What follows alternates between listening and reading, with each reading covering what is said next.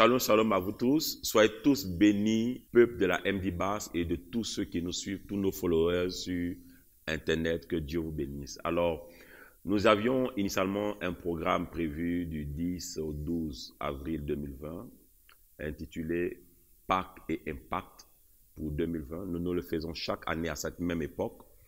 Nous sommes tombés dans une grave crise qui a été mondiale, qui a secoué, qui continue de secouer la terre et les habitants de la terre. Nous avions été avertis, pour nous particulièrement ici à la MD Basse, dans le mois de décembre, le 31 décembre, au cours de la veillée de la traversée, Dieu nous avait déjà prévenu que le monde allait être secoué par une grave crise qui allait secouer les hommes. Et nous avons été avertis. Dieu nous avait donné un jeûne de 21 jours en mars. Donc, on ne savait même pas que les choses allaient commencer en mars. Et nous avons fait le jeûne du 8 au 28 mars 2020. Et Dieu nous a vraiment aidés durant cette période. Et je voudrais avoir une pensée pour toutes ces personnes qui ont perdu un proche, un parent, qui ont connu une tristesse pendant ces épidémies, pendant cette pandémie. Tous les gouvernements qui se sont aussi mis en branle, qui sont battus pour leur population. Je pense que tous les gouvernements ont travaillé. Je voudrais saluer les efforts gouvernementaux qui ont été employés, qui ont été investis, et que Dieu aide les nations et les peuples à s'en sortir. Et je voudrais profiter de ce programme pour combler les dates que nous avions initialement prévues. Au lieu de 3 jours, nous avons fait 2 jours, donc samedi et dimanche. Mais ce que nous partageons aujourd'hui, dimanche 12 avril 2020, la date de la Pâque, la date de la célébration de la Pâque.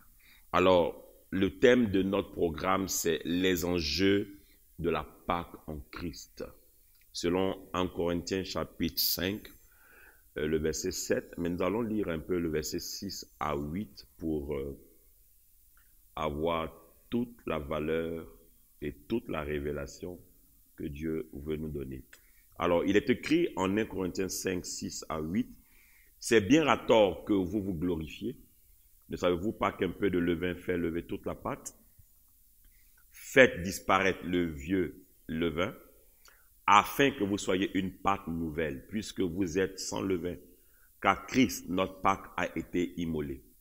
Célébrons donc la fête, non avec du vieux levain, non avec un levain de malice et de méchanceté, mais avec les pains sans levain, de la pureté et de la vérité. » Alors, c'est Paul qui parle ici aux chrétiens de Corinthe. L'éminent Paul que nous connaissons parle aux chrétiens de Corinthe en statuant sur le levain. Vous savez que le levain, c'est un produit qui sert à fermenter une pâte. Donc, selon les principes de la Pâque, le pain de la Pâque devait être un pain sans levain, en fait. Donc, il ne devait pas avoir de fermentation. Voilà. Et donc, les enjeux de la Pâque que je voudrais partager avec vous sont de 3 ordres. Mais je voudrais permettre à ceux qui me suivent de comprendre ce que c'est qu'un enjeu. Un enjeu, c'est qu'est-ce qu'on gagne, qu'est-ce qu'on perd devant une situation, un événement. Donc, nous ici, ce dont on va parler aujourd'hui, c'est qu'est-ce qu'on gagne dans cette Pâque en Christ. La Pâque en Christ qui n'a rien à voir avec la Pâque juive. Donc, même si elle sort de la Pâque juive, même si elle a été tirée de la Pâque juive, nous ne sommes pas juifs, nous sommes chrétiens, c'est-à-dire que nous appartenons à Christ. Alors, faire disparaître le vieux levain signifie quoi? Faire disparaître le vieux levain signifie, en d'autres termes, qu'il faut prendre les mesures adéquates contre le mal, afin d'être une pâte nouvelle, donc une pâte pure. Donc, c'est prendre, en d'autres termes, des mesures adéquates contre le mal afin d'être une nouvelle pâte, une pâte pure. Voici l'un des enjeux primordiaux de la Pâque en Christ. C'est faire disparaître le vieux levain. Faire disparaître le levain, ce qui fermente, ce qui décompose en fait, ce qui pourrit, ce qui peut nous pourrir. C'est la première chose. Il faut fait disparaître son vieux levain. Et c'est ce que Paul essaie d'expliquer aux chrétiens en général, mais à travers l'église de Corinthe. Alors, il faut que nous sachions une chose, c'est que Dieu, à travers Christ, nous voit comme des saints, des justes et des purs. Donc, à travers Jésus-Christ, Dieu voit tous ceux qui sont Christ. Dieu voit le corps de Christ.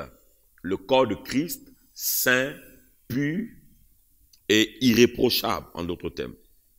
Donc, il faut que notre état réel corresponde à notre position en Christ. C'est-à-dire quoi? Notre état de chrétien, notre vie, si vous voulez, en d'autres termes, notre vie en général soit parallèle ou corresponde à notre réelle position en Christ. Il ne faut pas qu'on trouve en nous ce qu'on trouve dans le monde. Parce que être en Christ, c'est être totalement détaché du monde et totalement attaché à Christ. Ça, je pense que tout le monde doit comprendre cela. Être en Christ, c'est être totalement détaché du monde et totalement attaché à Christ. Donc, il faut donc avoir une harmonie entre notre nature, donc notre nouvelle nature, notre nouvelle personne en Christ, notre nom, c'est-à-dire le nom que nous portons le nom de Christ, n'est-ce pas? Notre conduite, il faut qu'il y ait une harmonie entre notre nature, notre nom, notre conduite et notre confession de foi. Donc, vous ne pouvez pas dire que vous êtes en Christ et que vous vivez comme un mondain. C'est pas possible. La Pâque en Christ nous oblige à faire périr ou à séparer le vieux levain de la pâte que nous sommes. Donc, pour que nous soyons quoi? Une pâte pure, une pâte irréprochable. Pourquoi? Parce que Christ, notre Pâque, a été immolé. Donc, en évoquant le pain sans levain, l'apôtre Paul ne pouvait pas s'empêcher de penser à la Pâque juive, selon laquelle il faut bannir tout levain de leur maison. Donc, en Israël, quand on devait célébrer la Pâque, il fallait faire disparaître tout ce qui est levain. Au point où d'autres prenaient même des torches. On torchait tout ce qui était ustensile. Et on regardait de près pour voir s'il n'y avait pas une trace de levain dans sa maison. Et même quand on finissait ça, il fallait crier à haute voix, j'ai enlevé le levain de ma maison. Donc Paul prend cette métaphore pour inviter les fils de Dieu, les chrétiens, à faire disparaître le levain de leur pâte, c'est-à-dire de leur vie, de leur nature, de leur nouvelle manière de vivre, de leur nouvelle manière de marcher en Christ. Alors, les enjeux sont d'ordre spirituel, premièrement, parce que lorsque nous vivons la Pâque, le premier impact que nous avons, c'est notre esprit, qui non seulement est régénéré, mais notre esprit qui devient l'habitat du Saint-Esprit.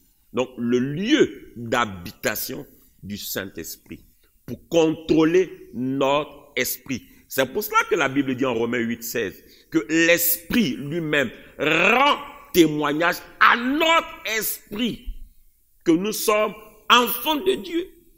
Le premier impact dans les enjeux de la Pâque, c'est que l'Esprit de Dieu influence, contrôle notre esprit. Amen. Ensuite, le deuxième impact est d'ordre émotionnel. C'est que nous vivons dans notre âme les sentiments qui étaient en Jésus-Christ. Parce que là, lorsqu'on parle d'émotion, on parle ici de l'âme, on parle ici des sentiments qu'on peut ressentir. Alors, la Bible dit, ayez en vous les sentiments qui étaient en Jésus-Christ. Donc, le deuxième impact et le deuxième enjeu, c'est que nous transportons en nous les sentiments, les valeurs, la pensée complète de Christ. Le troisième enjeu ou le troisième impact est notre physique, notre corps, qui a été aussi racheté, comme 1 Corinthiens 6, le verset 20 dit, glorifiez donc Dieu dans votre corps et dans votre esprit qui appartiennent à Dieu. Le corps ici fait allusion à notre santé, à notre bien-être physique.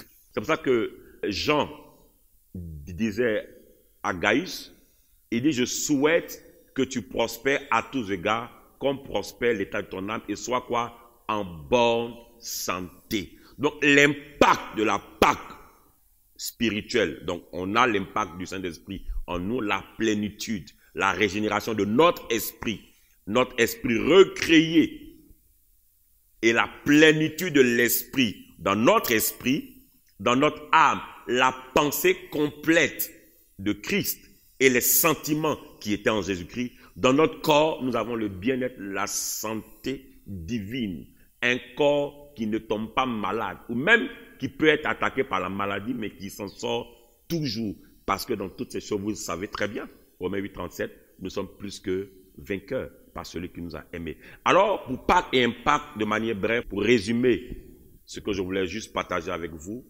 pendant cette pandémie, c'est que vous devez savoir qu'il y a des enjeux dans la Pâque en Christ, et ces enjeux-là, nous ne devons pas les perdre de vue. Il y a notre esprit qui est régénéré, mais qui reçoit la plénitude du Saint-Esprit pour être conduit par l'Esprit, parce que c'est ce qui te remplit, qui te conduit. Le deuxième impact, c'est dans notre âme, donc notre vie émotionnelle, qui au lieu d'avoir des sentiments ou des émotions charnelles, diaboliques, terrestres, reçoit en elle les sentiments qui étaient en Jésus-Christ. Le troisième impact, c'est l'impact du corps, de notre bien-être, notre santé, notre physique, que Dieu rajeunit, que Dieu restaure, que Dieu renouvelle. Je voudrais donc vous laisser là avec ces paroles et que Dieu nous bénisse. C'était moi, votre serviteur, le révérend prophète Sylvain Conon. Ciao.